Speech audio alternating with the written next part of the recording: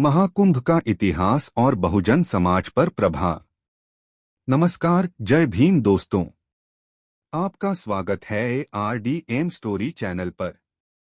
आज हम एक ऐसा विषय लेकर आए हैं जो न केवल भारत की धार्मिक परंपराओं को समझने में मदद करता है, बल्कि उसके सामाजिक और राजनीतिक प्रभावों को भी उजागर करता है। महाकुंभ का इतिहास और बहुजन समाज पर इसका प्रभाव। आपने महाकुंभ के बारे में जरूर सुना होगा। यह दुनिया का सबसे बड़ा धार्मिक मेला है, जिसमें करोड़ों लोग गंगा, यमुना और सरस्वती के संगम पर स्नान करने आते हैं। इसे आध्यात्मिकता और पवित्रता का पर्व कहा जाता है। लेकिन क्या कभी आपने सोचा है कि महाकुंभ के पीछे छिपी पौराणिक कथा और इसकी ऐतिहासिक वास्तविकता क्या है? क्यों यह आयोजन धर्म, राजनीति और जातिवादी व्यवस्था का केंद्र बन चुका है?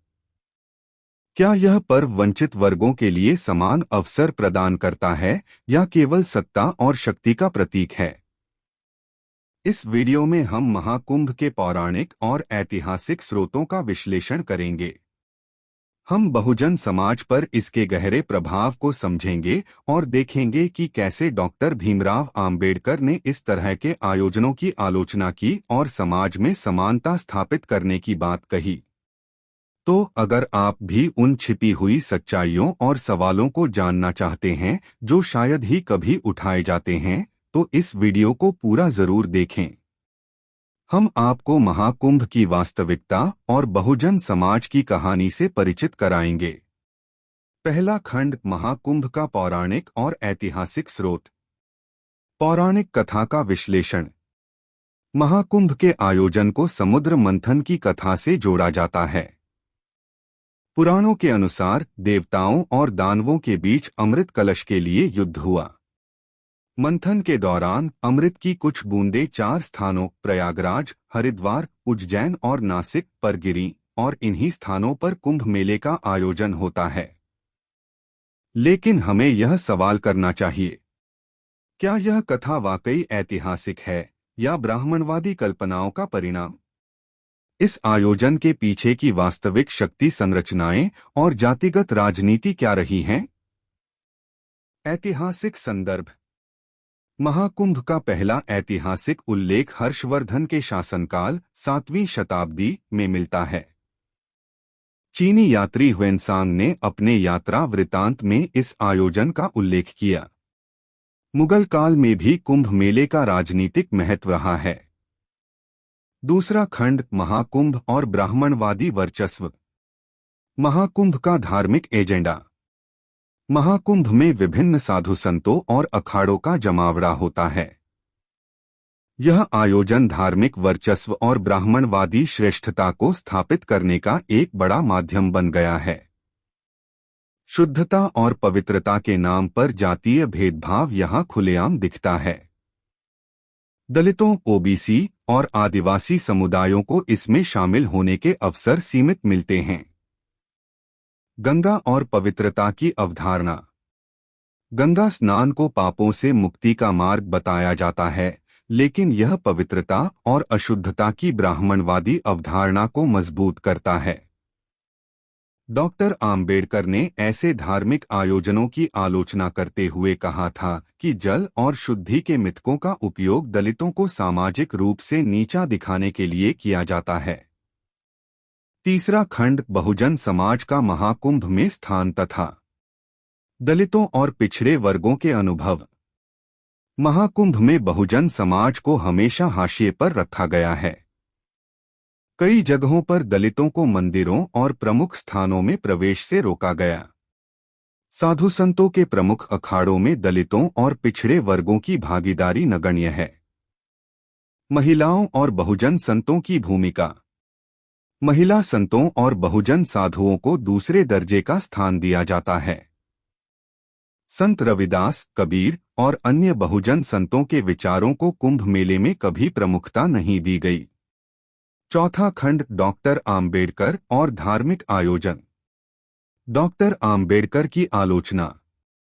डॉक्टर आम्बेडकर ने धार्मिक आयोजनों को सामाजिक सुधार का सबसे बड़ा अवरोधक माना। उन्होंने कहा था, कुंभ जैसे आयोजन अंधविश्वास को बढ़ावा देते हैं और समाज को जातिगत बंधनों में जकड़ते हैं। उन्होंने धर्म और जाति पर आधारित पवित्रता के विचार को सिरे से खारिज किया। 5वां खंड, कुंभ का राजनीतिक और आर्थिक पहलू। धर्म, राजनीति और व्यापार का संगम। महाकुंभ न केवल धार्मिक आयोजन है, बल्कि यह राजनीति और व्यापार का एक बड़ा मंच भी है।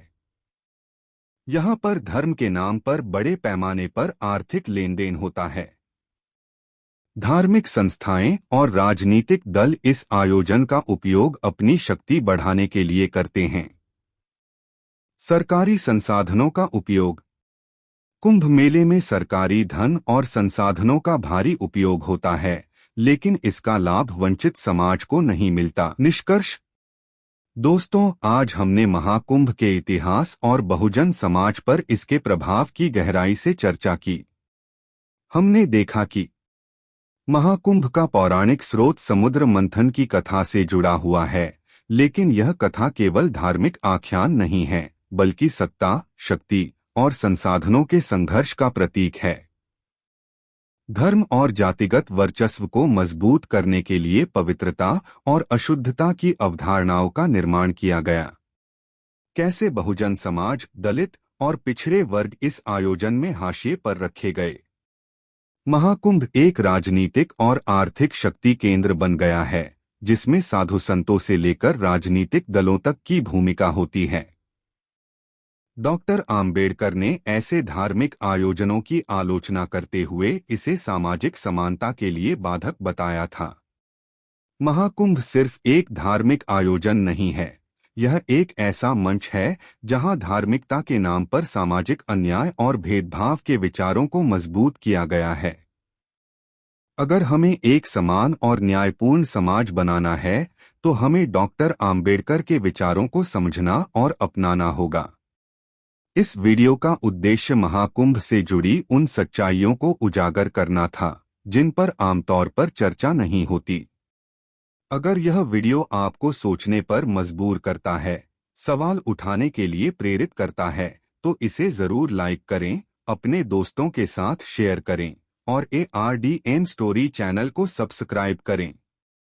हम फिर लौटेंगे ऐसे ही एक और महत्वपूर्ण विषय के साथ। धन्यवाद।